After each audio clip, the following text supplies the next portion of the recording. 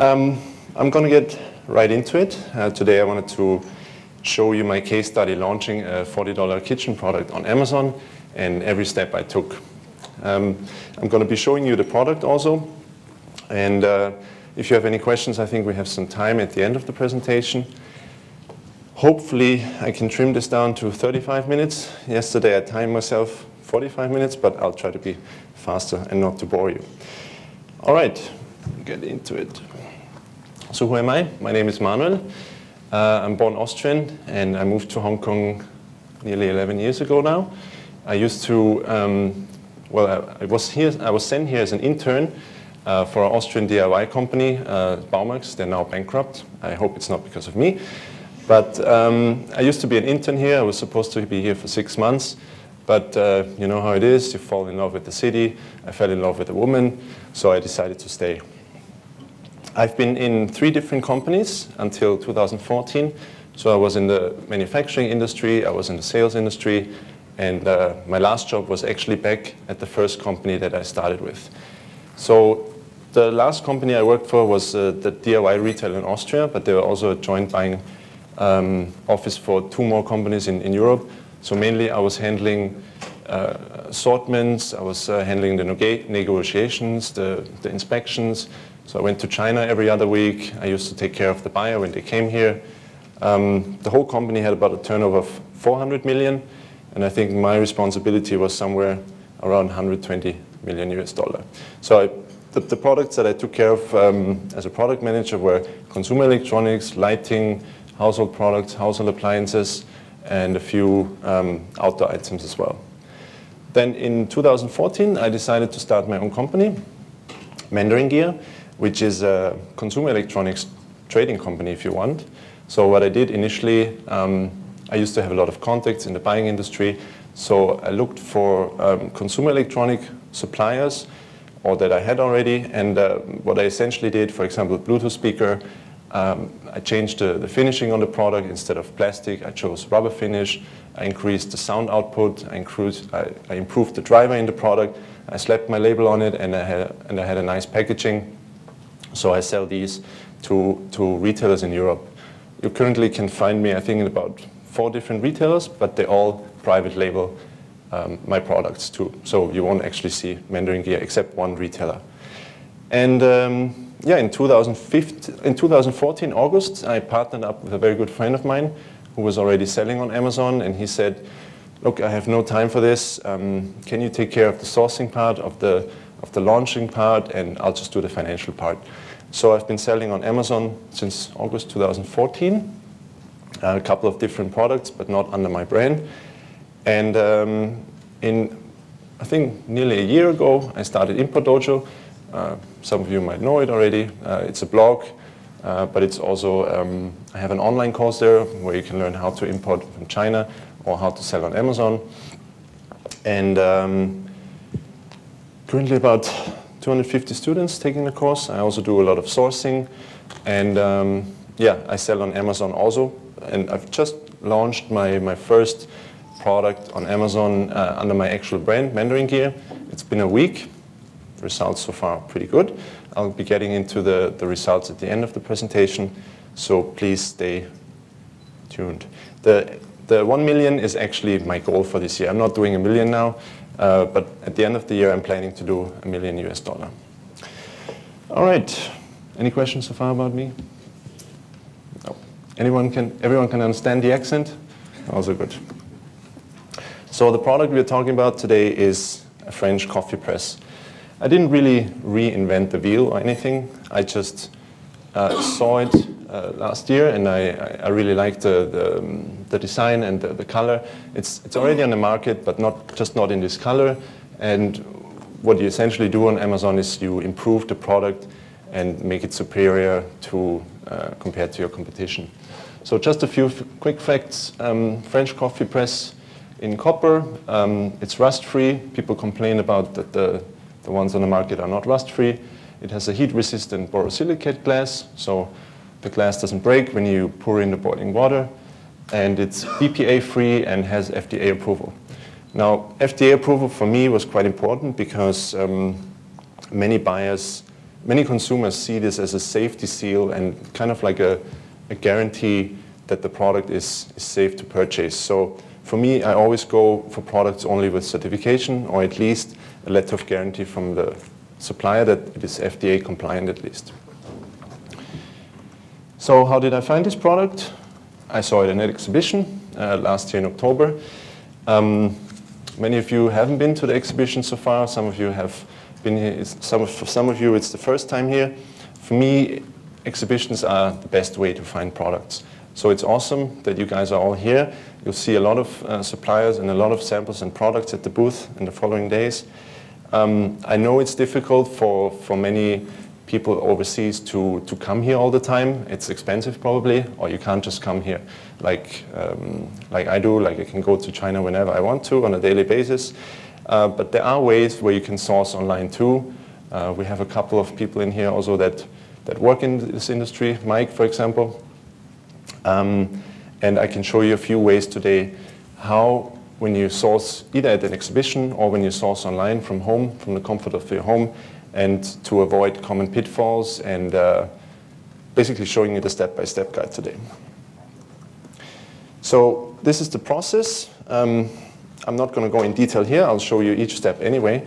But what I do first when I look for a new product, I create myself a to-do list. I just take a blank Word document, and I'll drop down everything that I think needs to be done. And in time, the list actually gets bigger because you may have forgot something, so you'll add it to the to-do list. Also, for those of you taking photos, you can have a copy of the presentation. If you approach me later on, I can send you the presentation in PDF if you want. It was pictures with you. Sorry? It was pictures with you. All right.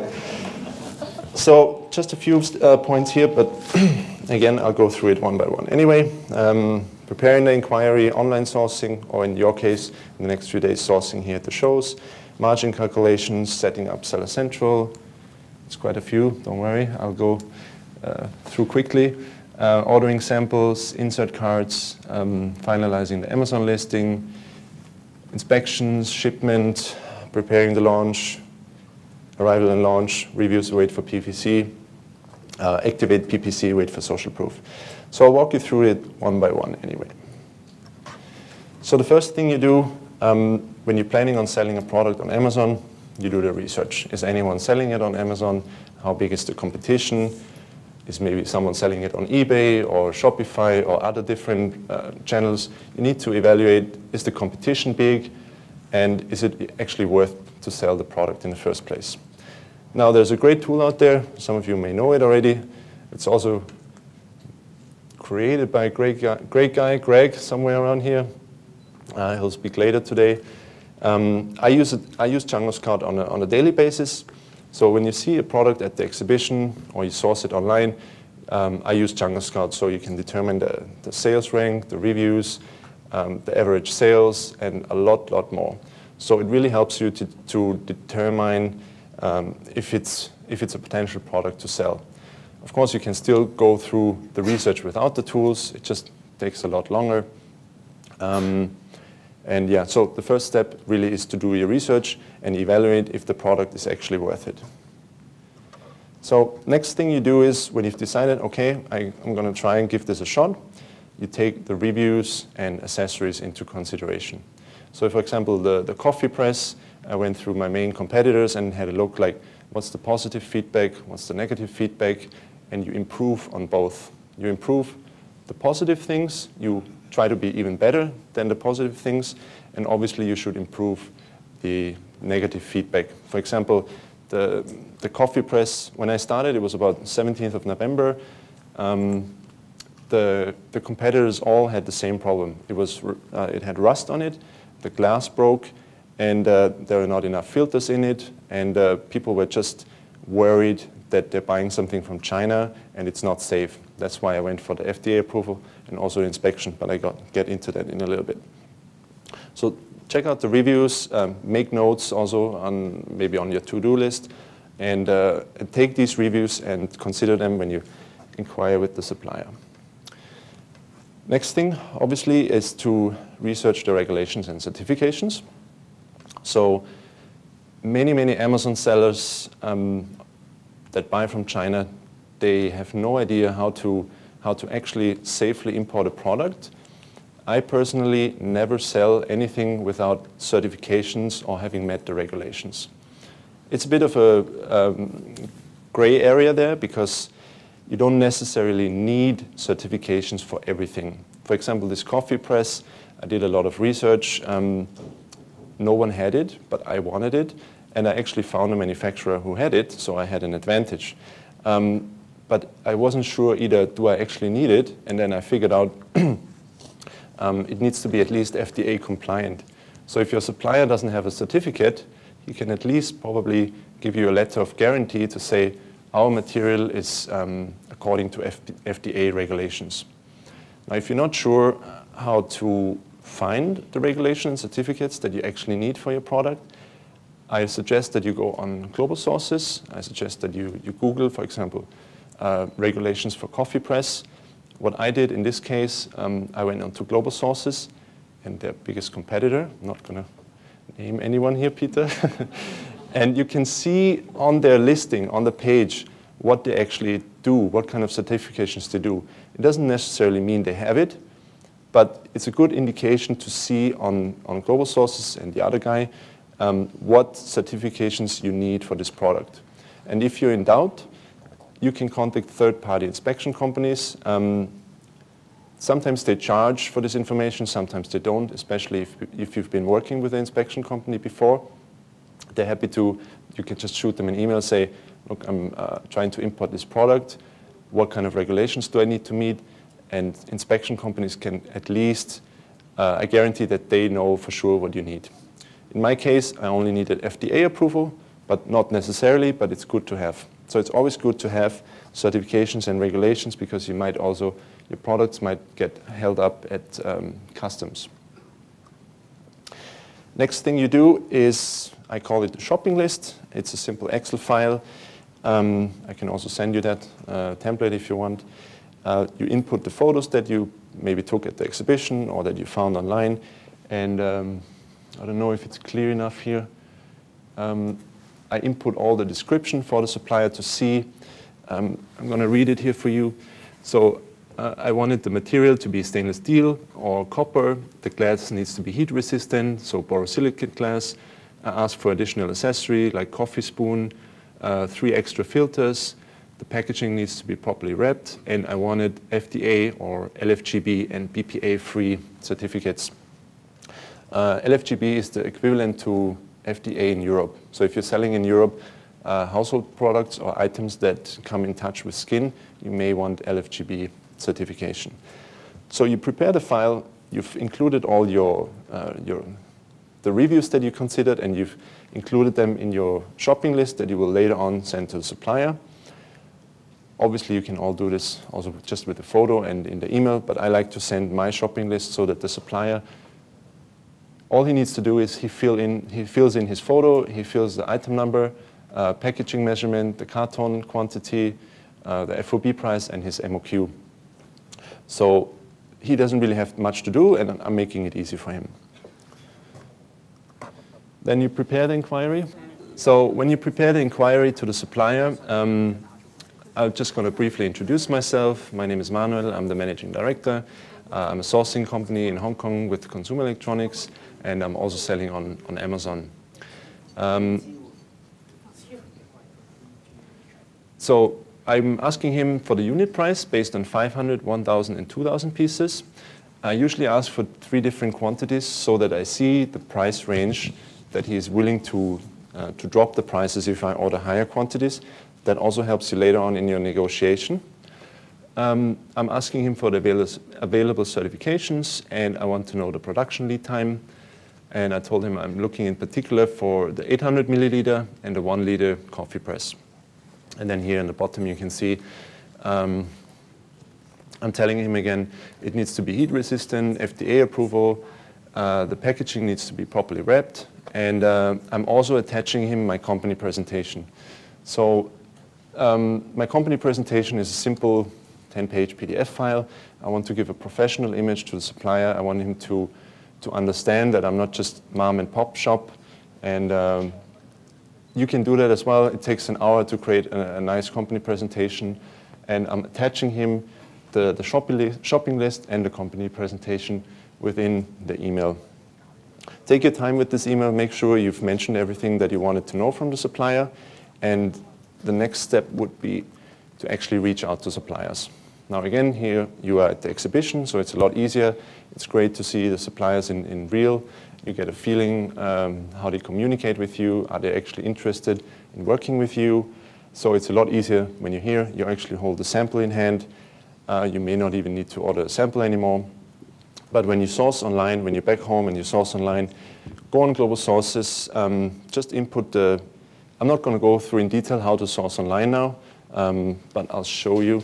There's a 20-minute screencast on my blog also, where I go in depth how to source on global sources online, how to filter out, how to find the right suppliers. It's on my blog, have a look. There's also the one from the competition. So I'll go through both of them in a screencast so you can find out how I source online. Again, this would take too much time to actually explain how to source online, but please feel free to look at it after the presentation or when you have time. So you send out the inquiry to suppliers. Usually I choose between, I don't know, 6 to 8 different suppliers, because I don't want to be stuck. If I only send out to 2, I don't want to be stuck with one that is really bad. So I send out to 6 to 8 suppliers, and I filter them down based on their response.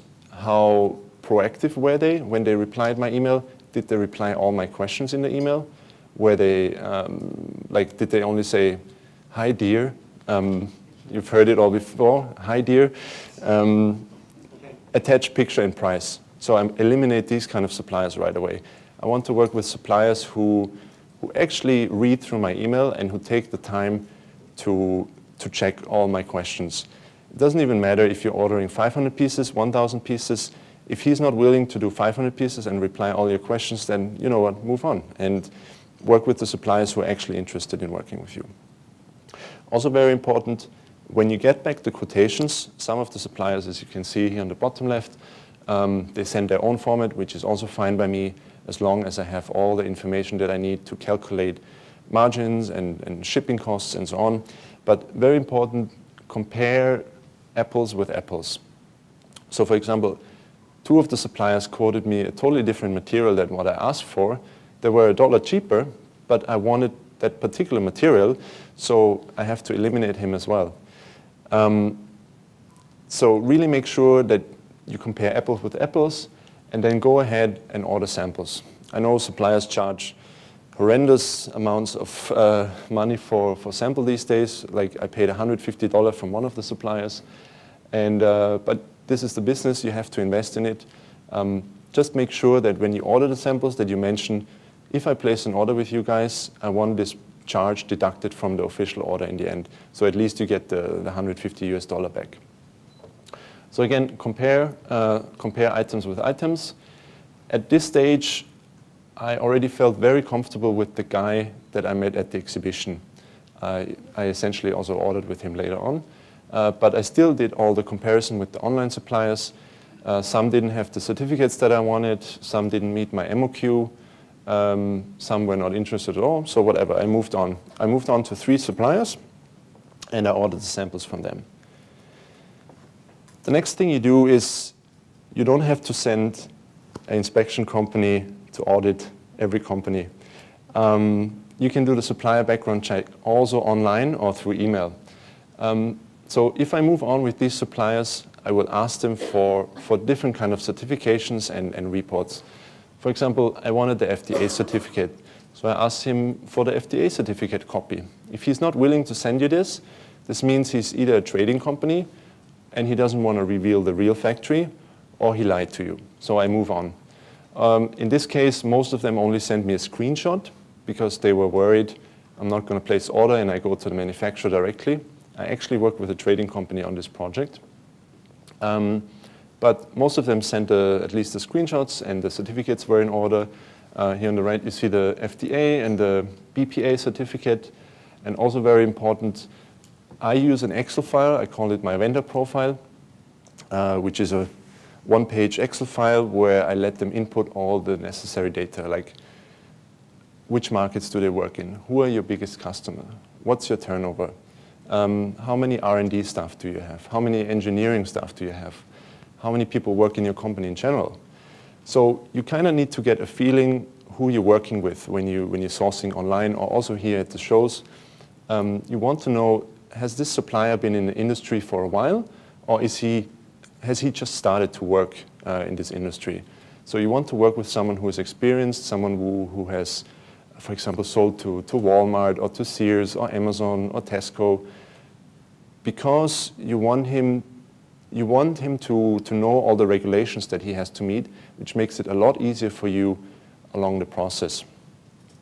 In this case, the supplier even had BSCI, all three of them, surprisingly. BSCI is the Business Social Compliance Initiative, which is quite a okay and high standard for a factory these days. It just means there's no forced labor, there's no child labor, they have access to fresh water, their hours are regulated, and which gives me a comfortable feeling not working with a factory who maybe has child labor. So check the background of the factory, get a feeling who you're dealing with, and if you feel weird or strange that he doesn't reply to your question or he doesn't send reports or whatever, I suggest you move on. The next step, before I move on to place the order, I need to calculate my margins. This is the same file. Again, I can send you this after the presentation. You check your FOB costs, you check the customs fees. You can actually look up on, if you're not sure where to look up customs fees, you go on dutycalculator.com. They have, I think, 3 or 5 free lookups, and other than that, you have to pay. But there's obviously also the US Customs official website. It's just very complicated to find the actual customs tariff number. But you can ask your supplier, and if he's worked with the US, he should know the customs tariff number. So look at your costs. What is the customs fee? What is the FBA cost? You have a FBA margin calculator on Amazon. It's for free anyway. Calculate your buying price, calculate your selling price, include all the costs, like I'm always doing inspections. I'll get to that also in a bit. The product photography costs, the layout costs, the layout of the packaging, and my possible profit on this project would actually be $12,000 US with 1,000 pieces. I can tell you it's not 12,000, but because you have to have PPC costs, you have giveaways, you may be using a few tools to launch your product. But all in all, you figure out and you evaluate, is it actually worth it? So personally, I think anything below 35% margin is not worth it for me on Amazon. It just takes too much of a time to launch the entire process. And my rule is 35%. Obviously, the more the better, but I try not to be below 35%. You also want to maximize your profits with larger quantities. So I was sure the product is going to sell, but I also knew it's very, very competitive, the French presses. So I checked, okay, initially I thought 500 pieces. The supplier was actually willing to print me a color box with 500 pieces, which was pretty surprising because usually suppliers need at least 1,000 pieces. And then, if you recall, I asked for 500, 1,000, and 2,000 pieces. So with 2,000 pieces, I had about even 20 cents off, and my profit would have not doubled, but I think I would have made $4,000 US more. But I still was a bit not worried, but concerned that the niche is very competitive. So I initially went with 1,000 pieces. But try to maximize your profits. I think it doesn't make sense if you start with 300 or 500 pieces and you run out after a month or so and your bestseller ranking drops. I know it's some investment for some people, but I personally think anyway, you need at least between 3,000 to 5,000 US per product to start with. It is possible with a smaller budget, but there are just so many people looking for those 50 cents and $1 products, so you may want to look into more expensive products, even for your first product. and you did the evaluation anyway with friends and family maybe. So don't worry too much about the step that it's not going to sell. It will sell, and even if you only make $50 a day on this product, at least you make $50 a day. All right, setting up Seller Central is for me the next step. I told you earlier, I've been selling on Amazon since 2014 through my partner. So he's the financial part, I'm the sourcing and product management part. And for this case study, I've set up Seller Central for myself under my name, under my brand, to show it can really be possible starting from zero. Initially, you can sell up as an individual. You can sign up as an individual seller or as a professional seller. Most of you know this anyway. I knew that was in November. I knew my product is not going to launch until April. So I sign up as an individual seller. You don't need to pay 4 months of membership fees. I think it's $39.90 now. The process is pretty much straightforward. You sign up either as an US-based seller or as a non-US-based seller. Amazon walks you through the tax information, the tax interview, and it's a very simple step-by-step process. You input your company name, you input your address, bank account details, credit card details, so they charge you for PPC costs. So at this stage, you only need to set up Seller Central, and you start to populate the info that needs to be input. Then the sample order, I mentioned already, but the last few slides pretty much happen within 2 or 3 days. So I ordered the sample. I ordered from 3 different suppliers. I got one sample, the glass was broken, also because he didn't use any bubble foil at all. So eliminate the supplier right away. I was stuck with 2 suppliers. One of them was still the guy that I met at the exhibition, and the other one was also a pretty good supplier, but he didn't have the FDA certificate. So this is the final sample. They packed it pretty okay. It looked good. I tried coffee right away, and it tastes good. So evaluate the sample. This is really the last step to confirm this supplier is good to work with, and you feel comfortable with him. After you get the sample, you can start with your Amazon listing already. Also here, you don't need to populate the entire listing. You can just fill in your basic details so that you get your FNSKU number, or even if you use a UPC barcode, that you can give the labels to the supplier when you place the order with the supplier. So I just fill in a few details just to get the listing online. Again, no need for any images or keywords or anything. Just get the listing online so you can get the FNSKU barcode. The next thing you want to do is you want to check your actual costs with the forwarder.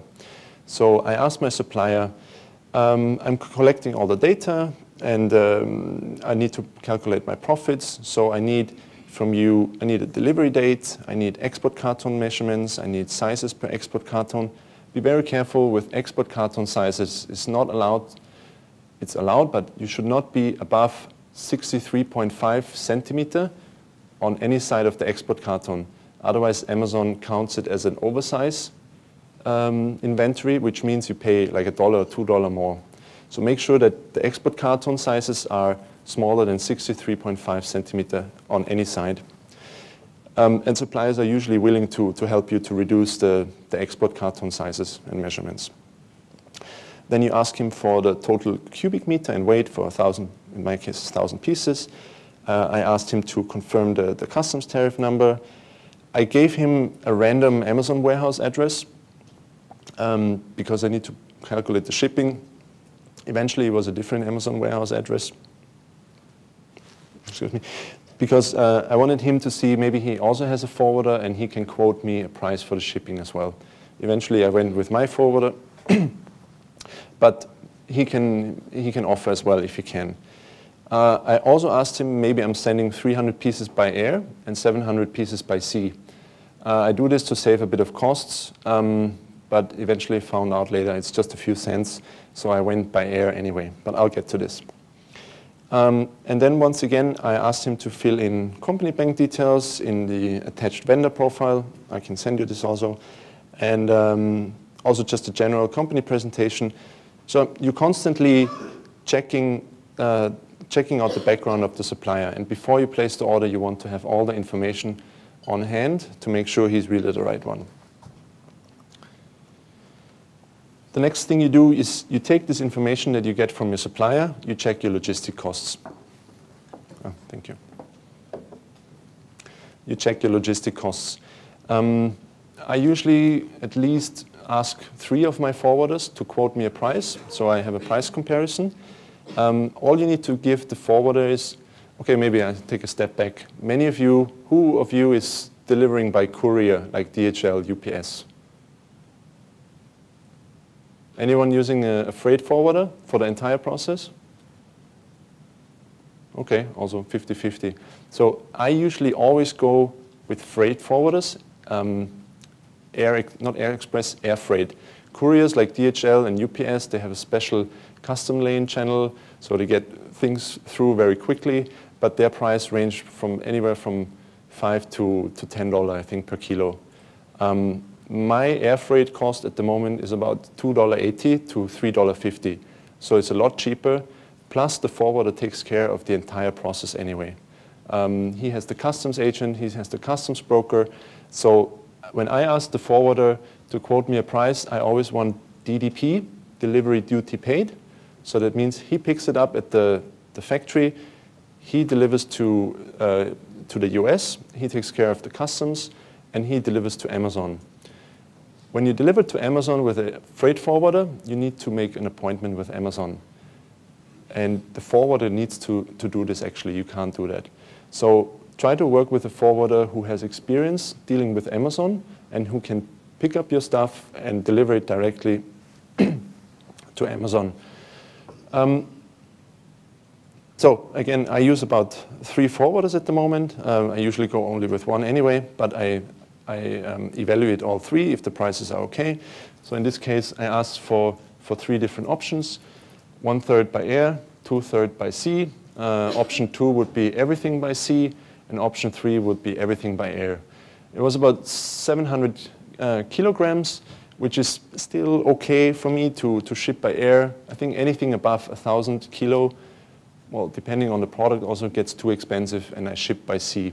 So if you're wondering air or sea, just ask your forwarder to give you different options of costs. Eventually, I ended up shipping air because by sea it would have only been 70 cents less, but I would have had to wait 45 days. So it also depends on how fast do you want to launch this product, and 70 cents, is it worth it? In my personal opinion, it was definitely worth to ship by air and pay 70 cents more. Now this is a very important step.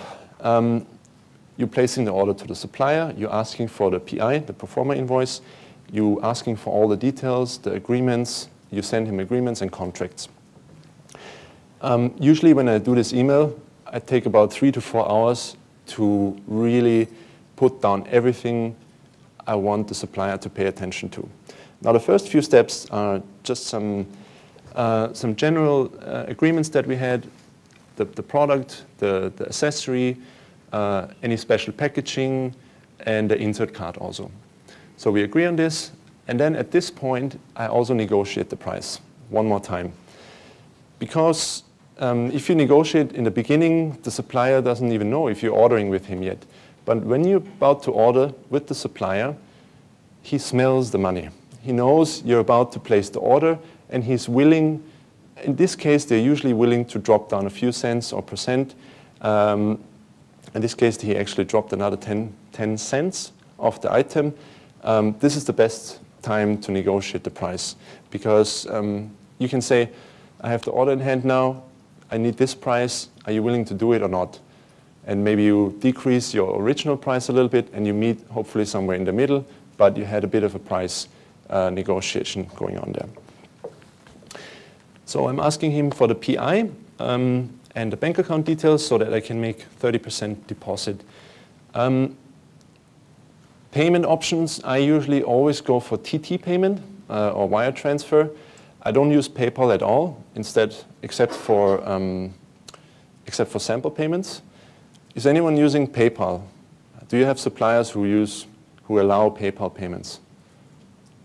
Okay, so the rest is doing wire transfer TT.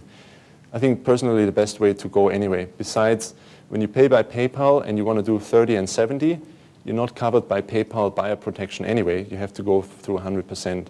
And in China, I feel PayPal is not really a serious payment option anyway. So please try to do TT payment. It's also more professional.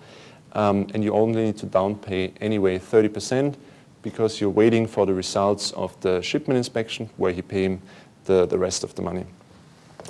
I also told him I'm looking at an exclusivity deal since it is more of an OEM in nature, because I changed the product a little bit. I knew this was a long shot because I only have 1,000 pieces. Why would he agree to an exclusivity deal? But he eventually did because I promised him large quantities in the future. At least we have an exclusivity deal for 6 months. And we can break it afterwards if I don't meet the purchasing, the quantity that I promised him. But at least I have a head start of 6 months so that none of you guys can copy my product. So he signed it. I also attached him a purchase order, which is a simple Excel file again, where I mention all the details again. I just want to have everything documented. I want this to be organized, and I want him to sign my documents. Otherwise, I have no way of negotiating any penalties, for example. I included him the purchase order contract, which you can also have. I have a template if you want. And I also told him, for example, because the product has glass, I told him to add fragile, handle with care stickers. I told him also there will be an inspection at about 70% when production is finished. If you have an inspection, your suppliers will think twice to screw up your order because they know they have to rework, they have to probably pay for the re-inspection. So please always have an inspection. It doesn't matter if the order is $1,000, if it's 20,000, please always have an inspection. In my 11 years here in Hong Kong, China, I've never had an inspection where at least not one thing went wrong. It could be the label is missing, there are too many scratches, or the carton is very thin, it's easily damaged, or the product was not even manufactured according to what you wanted, like you wanted black and you got it in silver. So always have an inspection. That's your safety net, because otherwise the supplier doesn't get his 70%. And he's waiting for the 70%, so he should be willing to rework your order if there's any problem. Then I'm also getting him in touch with my logistics company, with my forwarder, so that he can arrange the communication between the forwarder and himself to pick up the goods. Here you see a few screenshots. This one on the very right is my purchase order, where I also give him my signature and my company company stamp. On the left, you see a screenshot of the exclusivity agreement and also the purchase agreement. You might ask yourself, okay, Manuel, my order is $1,000. Do I need an agreement? I would at least try, and at least have like penalties fixed, or re-inspection costs, or rework costs, so that the supplier agrees that if anything went wrong, he takes care of it. Because if you don't have any agreements, how are you going to negotiate any refund or any penalty? I know that it's difficult anyway to execute any agreements or exclusivity deals in China, but at least you can try. You have something in written. And if you respect each other and you have a business relationship and the supplier is not a complete idiot, he will help you to fix the problem. Again, you can have a template of these agreements after the presentation. So then I ask for factory details, product details, and high-resolution photos, if the supplier has high-resolution photos. Why do I need these? I need them for my product listing, and I also need them for my shipment plan. So if I create the shipment on Amazon, I need the address where the goods are being picked up. I need all the product details. I need the measurements of the item, of the gift box, of the export carton. So at this stage, you preparing to populate your entire Amazon listing. If he doesn't have high-resolution photos, but okay photos, maybe you can hire someone to for example, from Fiverr or Freelancer, who can work on the existing photos. But let's be honest, most of the time the pictures they have are crap. So try to get good pictures. If they don't have it, ask them to send a sample to a photographer of your choice, so that the photographer can make at least some nice pictures. Finalize your Amazon listing. So you've collected all the data that you need for your product. You've collected all the data that you need for your shipment plan. I think I've missed a step in the presentation here, but this is also where you create the shipment plan on Amazon. And if you need help on the keywords, you can use, for example, Google AdWords. You sign up for a free account anyway, and then you have the keyword planner that helps you also find out for free the main keywords that you need for your product. There's a few services out there like Merchant Words, There are a few out there where you can pay and you can do in-depth research. But personally, I think Keyword Planner from Google is free and it's awesome.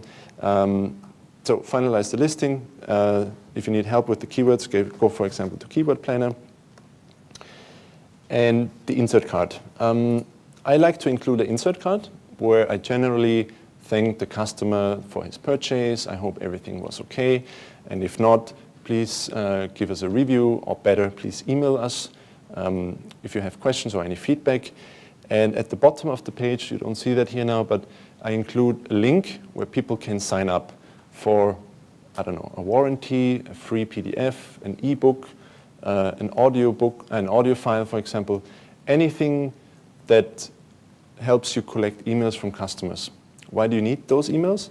You want to create a list as big as possible with emails so that whenever you launch a new product, you already have existing emails from Amazon customers where you can launch your new product to. Also maybe from the beginning, when you've already decided, actually, I'm going with this product, social media, very important. Build an email list, create a Facebook group or a fan page, have your website, go onto forums or, for example, Reddit, go into those subreddits, for example, start discussion with people, direct them to your website and start building a social media presence if you haven't started it already.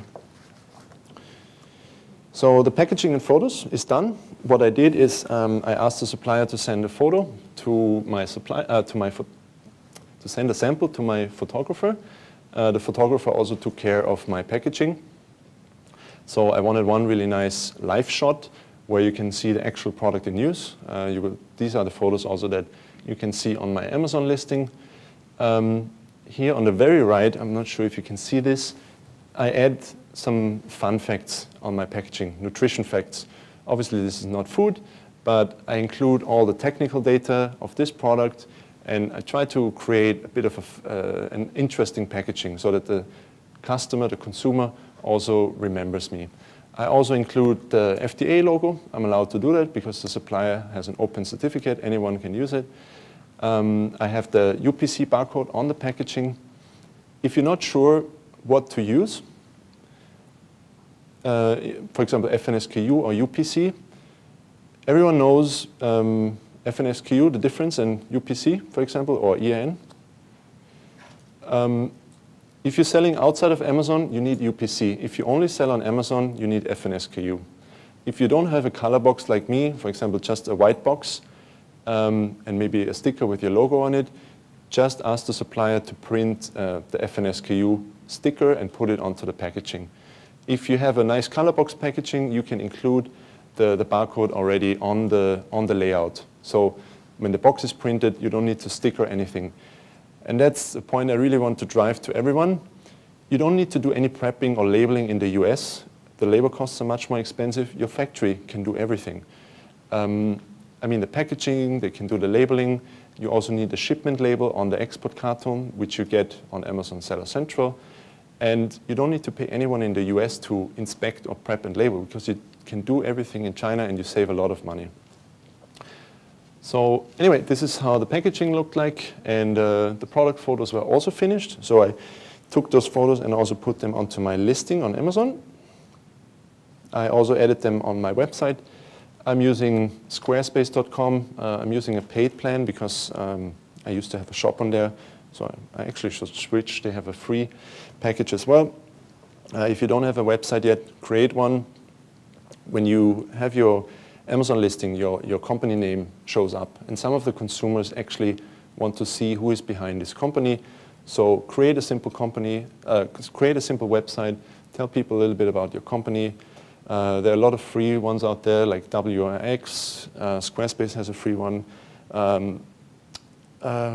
WordPress obviously is for free. You don't need to have a paid one, but at least have a bit of an about section about yourself on your site, and at this stage you can add the product on your website too.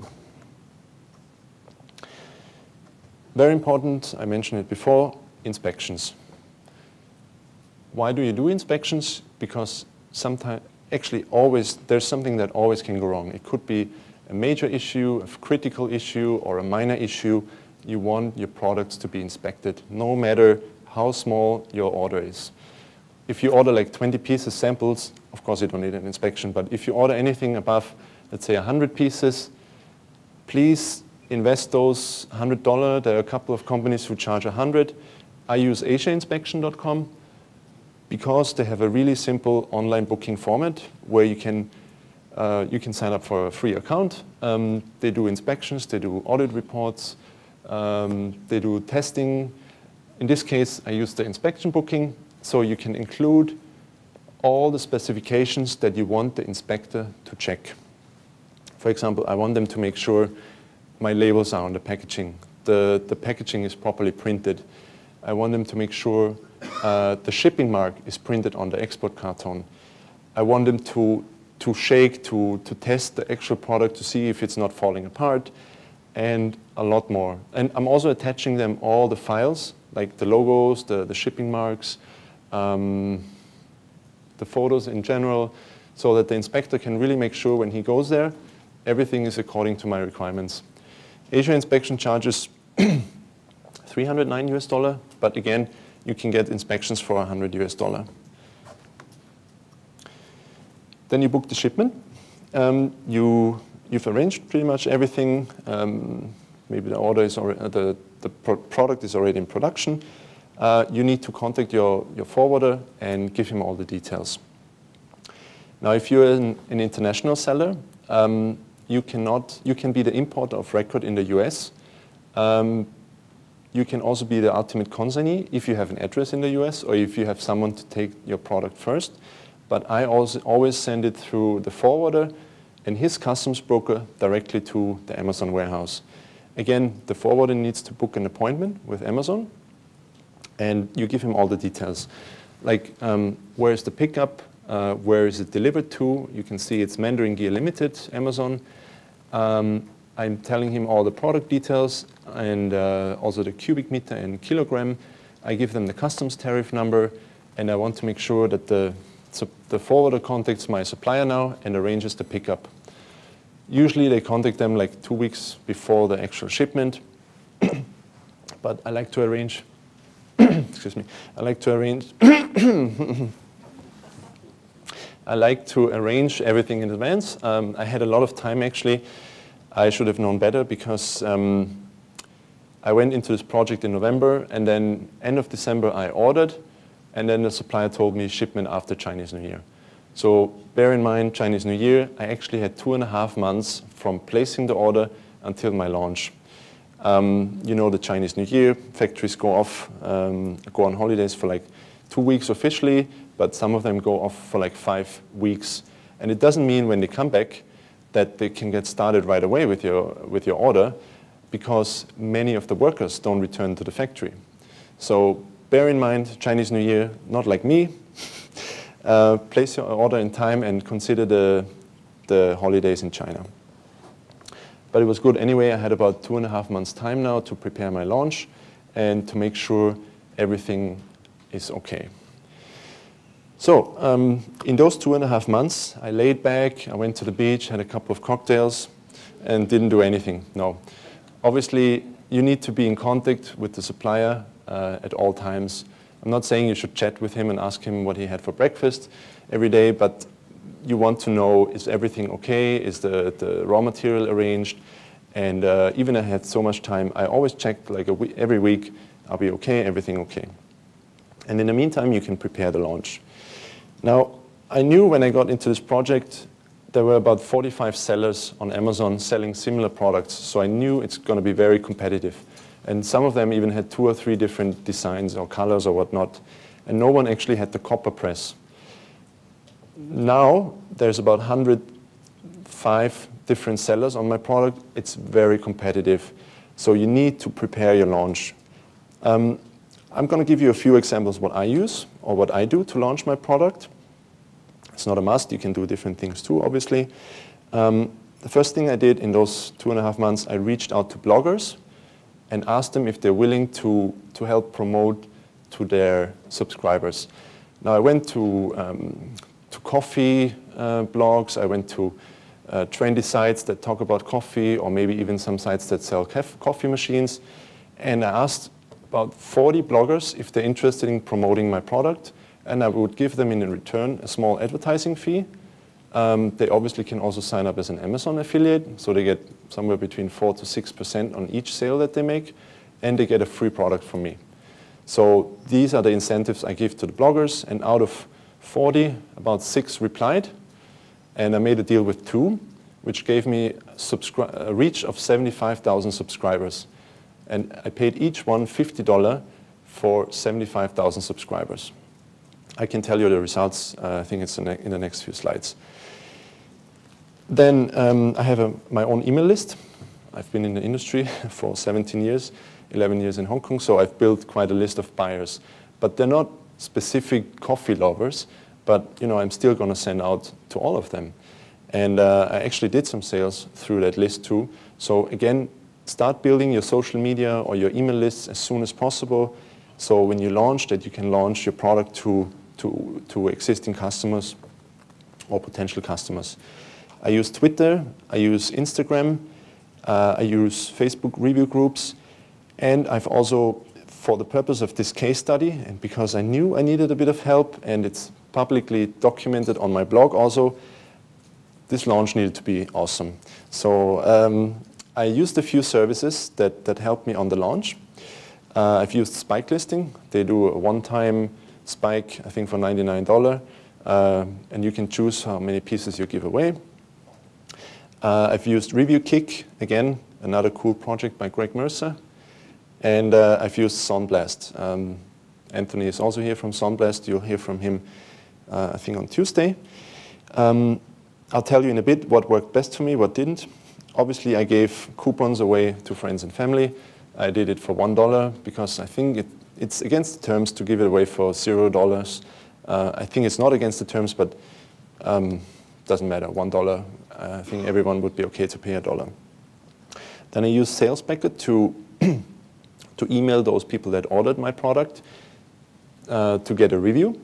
So I think they have about 150 emails for free, but you can upgrade your plan because you just don't have the time to email each one of your customers to leave you a review. So SalesPacket is an automated system that you can integrate into Amazon Seller Central. Once I got reviews, I'd say you should have between 15 to 20 reviews. You can activate PPC. PPC, you can do an automated PPC campaign, or you can do a manual PPC campaign. Each one has the advantages, disadvantages. If you do the manual one, you should be knowledgeable about keywords and rankings. So then I finalized the product on my website, social media. Just finishing touches. I add the Amazon link also to the product, the Shop Now button. I had the inspection, it was pass. I had 2 minor issues. There were a couple of dents and scratches, and the product was apparently bigger than what I ordered. I ordered an 800 milliliter French press, and they actually gave me a 923 milliliter French press. I don't even know why, but it didn't matter to me. I was okay with the bigger item. The only thing that bothered me was that now I had 100 kilo more material, which increased my freight costs. But it still was okay. I think I paid $200 more for the freight costs. If you're interested, I paid $2,500 US for about 800 800 volumetric kilos. So that was a pretty good deal, actually. So the inspection was passed, apart from I got a different product. And for example, Asia inspection, you get like a, I don't know, 30, 45 pages, really detailed report with photos, with what went wrong. They checked all the labels, they checked all the description, they checked everything that you told them. Charged $309. If you're looking for one that's cheaper, it's called Trigo inspection, www.chinaqualitycheck.com. I've used them 2 or 3 times. They charge $100, and they're equally good. I think for simple products, you can use these guys. But if you have like a fancy product or something electronic, try to use the bigger names like Asia Inspection or TUV, SGS, and so on. So I released the shipment after the inspection was more or less passed. I paid the supplier the remaining 70%, and the shipment was arranged by the forwarder. So I also update Seller Central, product shipped. If you're shipping by courier or if you have an airway bill number, you can input the tracking number on the side. I don't think it's really necessary. You can just mark the product as shipped, and Amazon will be expecting your products. It took about 10 days. Then there was the Easter holiday. So actually, from shipment until arrival, it took about 15 days. You get an email from Amazon Seller Central. Your products are inbound now, and the system updates the number that are inbound, and a day later you actually get the email, shipment received in full. All right, and now it's time to launch your product. I received mine on a Friday evening. I don't think it's the best time to launch a product through the weekend. I usually launch on a Tuesday. Monday or Tuesday is best. Tuesday night for me because it's Tuesday morning in the US. If you launch on a Monday morning in the US or Europe, everyone has a hangover. No one really wants to go to work. So try to launch during the week. So I went. Weekdays? Yes, weekdays. Tuesday and Thursday are best, in my personal opinion. Try to avoid Friday or Saturday, Sunday, and Monday morning. So I went ahead with my bloggers, with my email list, Facebook pages, Twitter, and so on. It's been only a week. I launched, Monday. I launched on Monday morning, this Monday morning. And I think the next page, it's coming. You wait for reviews. Obviously, I used ReviewKick, for example. It's pretty awesome. You can also use the Facebook groups, like I mentioned. And you collect reviews before you start collecting PPC, before you start activating PPC. You wait for social proof, I mentioned just that, and then you can activate PPC. So that's the basic entire process. In how long did it take? 30 minutes? Obviously, there's a lot more to it. You need to pay attention to a lot of details in between. A lot of things go into this project. I started on 17th of November. I launched this Monday, which was the 7th? No, the 10th. So it took me 6 months, but also because Chinese Year was in between. If you focus on the project, and I do a lot of things also in between, like sourcing, I have my course online, I have Google Hangouts, students, and so on. If you focus on this project, like a few hours every day, I think you can do it from beginning to launch. It can be done in 3 months. You need to consider shipping time and also the Chinese holidays, but I think 3 months is okay. So these were the numbers on 15th of April, which was Friday. Right now, I checked this morning, I've sold about 177 items. My 30-day sales is now about 5,200 US. I've got 11 reviews now. You can see on the right, my product is at kitchen and dining, 3,600. This morning was 2,200. And yeah, I've sold nearly 180 pieces in 5 days. I think it's pretty good. But I had a lot of help. I don't have all the numbers yet because I need to evaluate all the coupons that were used. I gave away about 20 to friends and family for $1. I used Sunblast from Anthony Lee, who helped me the most in the boost because it was very, very competitive. I'm currently on page 2 for the main keyword, which is French press coffee maker. I actually got back about 1/3 of my initial investment already, and I'm number 7 in French presses out of 125 French press sellers. And I'm doing about, this is actually, it's about 22 pieces per day now organically. Again, I had a lot of help also through my Import Dojo group that helped me purchase and review. So I think I did about organic sales, yeah, around 50 to 60 pieces now, which for 7 days is actually pretty good in such a niche. This is pretty much the launch results. Stay tuned. One more thing before I let you go. If anyone's interested in the entire process, like I said earlier, I have a site where I have an online course. There's over 100 video tutorials, 5 modules, including this new case study. So everything that you've seen now, presenting me on the slides, is detailed in over 50 videos, like me actually talking to the suppliers on Skype. You can see all the emails, you can have all the agreement contracts, but actually I just offered them anyway to you guys. There's a Facebook community. I do 2 hours one-on-one coaching, like actual coaching on Skype or Google Hangouts. We have bi-weekly Google Hangouts. We have, I think, 2, 3 students here also. I think, Omar, raise your hand if you have any questions. He can give you, hopefully, honest feedback. You get a lot of templates and contracts. And yeah, just if you're interested, reach out to me. Right now it's $9.97. I'm offering today for $4.97. The offer is not valid for 48 hours. It's valid as long as you want. You can reach out to me after the workshop or even next month. You can all have the same deal. All right. Thank you very much.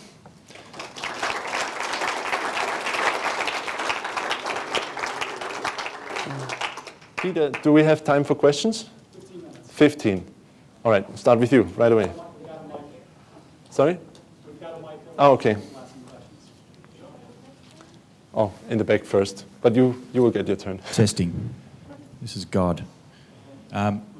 Great presentation. I was just wondering, while you were doing all this and, you know, obviously you're focusing on the coffee press, were you doing any work around sort of following up and researching for the next product that may or may not be aligned with the coffee press? You mean in this case study or? Sorry. Just more generally, let's put it this way. What other products have you got planned to launch next? Right. Around this? Right now I have about 2 Kickstarter items that will launch in May and June. They'll be also online. They'll be live in May and June, and I'll sell them later on Amazon as well. They're completely unrelated to coffee products. I'm selling about 6, 7 SKUs on Amazon right now, also not coffee related. And I'm working on I have about 15 products in the pipeline that are focused on fitness, outdoor, camping, because it's a personal, I always say go for products that you have passion for. I like hiking, I like outdoors. So the French press is just, I don't know, I really liked it, and I wanted to test a very competitive market. And even if you don't have the right social media tools, or if it's competitive, you can still use like tools like Sunblast or ReviewKick or anyone else, and can still be successful. The French press was just, I looked, I think, at 15 different catalogs when I decided to make a case study. I picked the coffee press.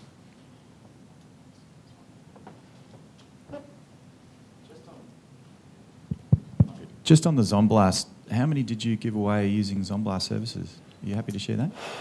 I think we're at 70 now. 70. So I think you need to give away at least 10% anyway. So I have 1,000 pieces. I gave away so far in total about 100. Yeah. Hi. Great presentation. Thank you. And it shows that you can still be successful in a competitive market. My question is a simple question. Which freight forwarders? You said you had 3. Which freight forwarders do you use? They're local forwarders. I don't use anyone big. All of them are situated in Shenzhen. One is called Dolphin Logistics. The other one is called WTC, not WTF, WTC Forwarding. And the other one, I don't recall the name, but that would be funny. I don't recall the name, but if you want, give me your name cards later on. I'll forward you the logistics forwarder contacts.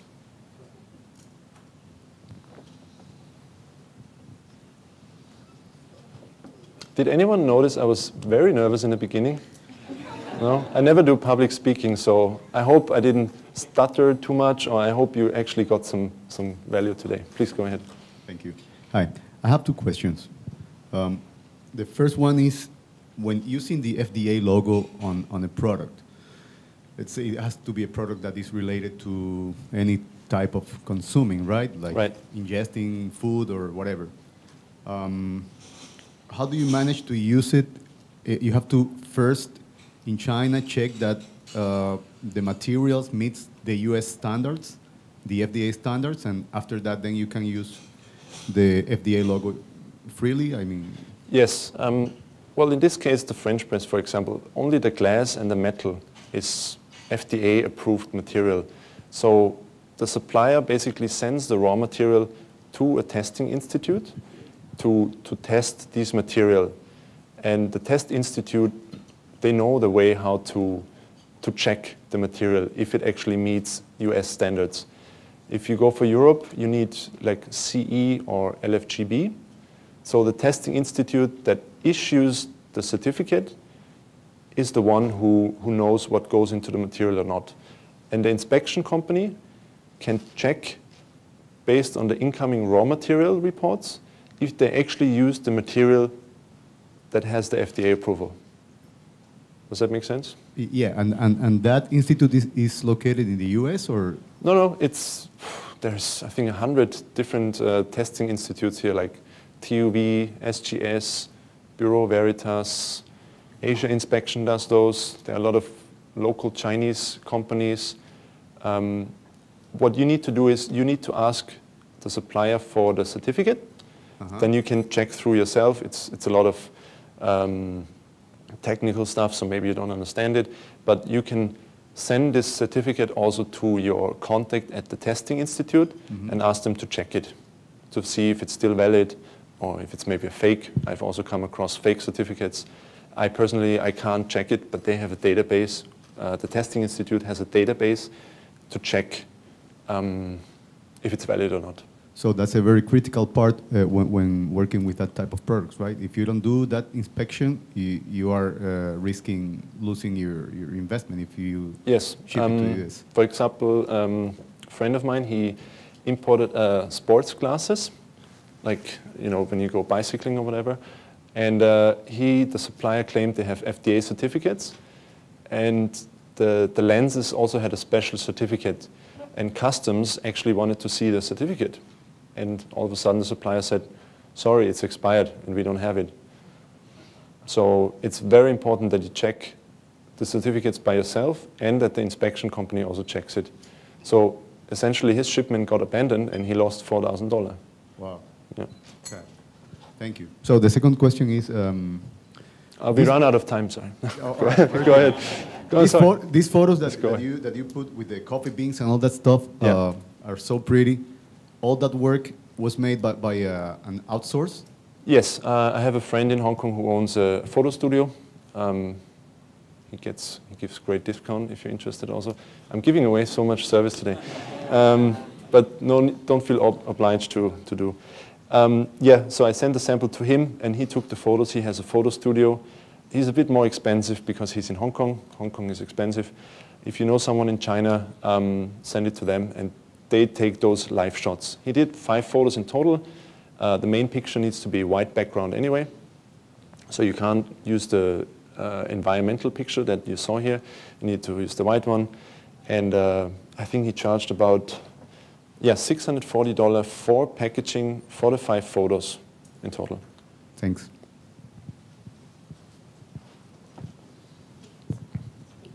Hi. I know you talk about the UPC and FSNKU. FNSKU. Okay. Yeah. Please, can you repeat the difference, because I was confused about that? Sure. FNSKU is the internal Amazon barcode number.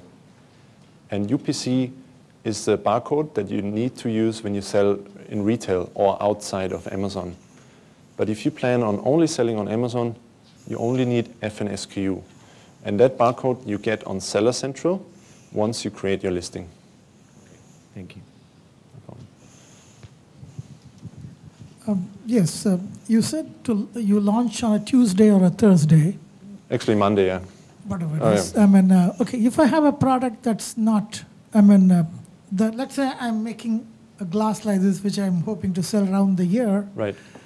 Is there anything sacred about the Tuesday, Thursday launches, or is it that? No. I just think people go less on social media on the weekends. Sometimes you have office email addresses from potential customers. Not everyone's working on the weekends. So I just think during the week it's better. Tuesday, Thursdays, in my opinion, are the best. So the kickoff, like a movie, the kickoff day makes sense, is what you're saying. The launch itself, yeah. The second one is PPC. I mean, I'd like to know the expansion of PPC. The explanation of PPC? Expansion or? Expansion? Expansion. What is PPC? Oh, what is PPC? Pay per click. So this is a service that Amazon provides where you can have a budget. I'd say you can start with somewhere between $30 to $50. Amazon retargets your customers with the keyword with your product. So you see when you go on an Amazon listing, for example, you go on French press, then you see the bestsellers, and somewhere in the bottom on top it says sponsored. These are the items that are PPC items. Hi. Hello. Yeah. Well, Here. Okay. Yeah, great presentation, by the way. Thank you. Thank you. And actually visit your blog. It's excellent. Good information. Thanks for that. Thank you very much. I learned a lot from that. In your presentation, you mentioned the importance of inspections, and almost always you found a fault somewhere throughout whenever you ordered the products and something. So how much should you focus on that, and what kind of budget can you allocate to that? You said you can have inspections right from $100 to $500. Mm-hmm. So how do we go about that? How much budget should we allocate to it? Well, when I used to work for the buying office, we had about 0.7% QC costs. That was over the year. But I think it's reasonable to say out of your total order, it can easily cost 10 to 15%. So let's say you have $1,000 order. It's fair to say you should invest like $100 for the inspection at least. And no matter how big it grows, the inspections get bigger too.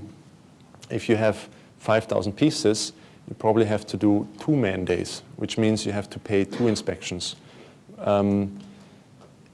The inspection companies give you an AQL, like they give you a level of samples that they check. Let's say I did 120 pieces, so they inspected 10% of my order, roughly. If I would have 2,000 pieces, I would at least ask for 200 to 300 pieces inspected. It's random. Yeah. And you also mentioned about using review groups and stuff. How effective have they been for you, especially the Facebook review groups? Because I've heard both positive and negative about it. Should you dabble in that? The public Facebook groups, like helpful Amazon reviewers group, whatever, were 40%. My own group was nearly 100%. I used ReviewKick, for example. It's free, but my product got pretty quickly buried in the bottom. So I only had, I wanted to give away 25, and I only had 3 that actually took the coupon. but not because they didn't want it, I think, because the price was good, but because Review Kick, so many people post on there and it gets buried quickly. But, and please Greg, correct me if I'm wrong, you can reboost your product to the front page. Where's Greg? Yeah, so I don't know how often you can do that, but after 3 days? Okay, I've used them for the first time now. But I find that the public Facebook groups where you know no one, between 30 to 60%. Your own groups, nearly 100%. And the paid services were also almost 100%. Yeah. Hi, Manuel. Thank you for all the info shared today. Good luck with your new project. Thank you. I have also a question related to the Asia inspection.